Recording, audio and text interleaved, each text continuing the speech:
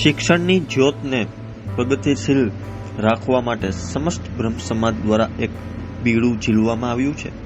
જ્ઞાન સંકલ્પ કાર્યક્રમ અંતર્ગત ગરીબ અને મધ્યમ વર્ગના વિદ્યાર્થીઓ કે જેઓ ભણવામાં હોશિયાર હોય પણ તેઓ આર્થિક સ્થિતિના કારણે ભણી શકે તે માટે સમસ્ત બ્રહ્મ સમાજ દ્વારા દાતાઓની મદદથી તેમની ભણવાની તમામ જવાબદારી લેવામાં આવી છે.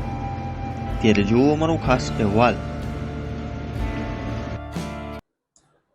નમસ્તે. જ્ઞાન સંકલ્પ યોજનાનો આ 8મા તબક્કાની પરીક્ષા આજરોજ અહીંયા મુરલીધર સ્કૂલ ખાતે યોજાઈ રહી છે.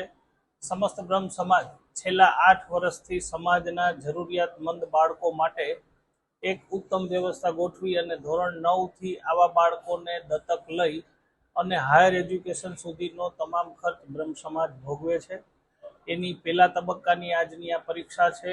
એમાં આશરે 40 જેવા વિદ્યાર્થીઓ અહીંયા પરીક્ષા દેવા માટે આવ્યા છે. તમામ વિદ્યાર્થીઓને આજના દિવસે શુભેચ્છા આપું છું અને એને બેસ્ટ ઓફ લક કહું છું કે આજનું આ પેપર એનું સારું જાય અને બ્રહ્મ સમાજ રાજકોટની આ નિરંતર ગતિવિધિ આવનારા દિવસોમાં પણ ચાલતી રહે તેવી ઈશ્વરને પ્રાર્થના. અસ્તુ. છેલ્લા 8 વર્ષથી આ પ્રોજેક્ટ ચાલુ છે. તમારા પ્રશ્ન ખરેખર ખૂબ સારો છે. સૌથી પહેલા વર્ષનો જે બાળક છે એ અત્યારે મેડિકલની અંદર પહેલા વર્ષમાં પ્રવેશ મેળવી અને ખૂબ સારી રીતે એની મેડિકલની કેરિયર આગળ ધપાવી રહ્યો છે. અમને 15 દિવસ પહેલાં જ આ બાળક મળવા આવ્યો હતો ત્યારે એને આ યોજના માટે એને અને એના પરિવારે ખૂબ આશીર્વાદ આપ્યા કે સાહેબ આ યોજનાથી મારે જે ડૉક્ટર બનવું હતું એ સપનું હું અને મારો પરિવાર પૂરો કરી શકું. આ વસ્તુ કેવી ઓમ ખરેખર વ્યાજબી નથી, પણ સમાજ ખૂબ સારી રીતે આ પ્રવૃત્તિ કરે છે અને ઈશ્વર અમને એવી તાકાત આપે કે આવા આવનારા દિવસોમાં અનેક ડૉક્ટરોને બ્રહ્મ સમાજમાં આપી અને એનું ઋણ અદા કરે. ધોરણ 12ની અમારી ત્રિવેદી રિયા આ વિદ્યાર્થી પણ આ જ્ઞાન સંકલ્પ યોજનાની જ એક અમારી પ્રોજેક્ટ છે. આ દીકરીને પણ અત્યારે ખૂબ સારી રીતે તે એની સીએની આર્ટિકલશીપ કરી રહી છે.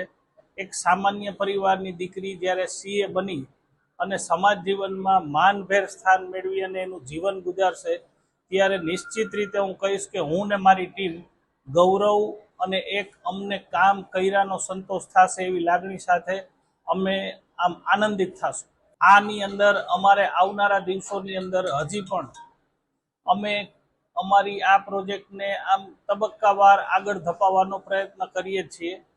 સમાજના છેવાડાના માણસ સુધી જ્યાં સુધી આ યોજના પહોંચે અને આવનારા દિવસોમાં શિક્ષણની સાથે મેડિકલ ક્ષેત્રે પણ બ્રહ્મ સમાજ આવી જ રીતે જરૂરિયાતમંદોને ઉપયોગી થાય એવી એક અમારી અને મારી ટીમની નેમ છે.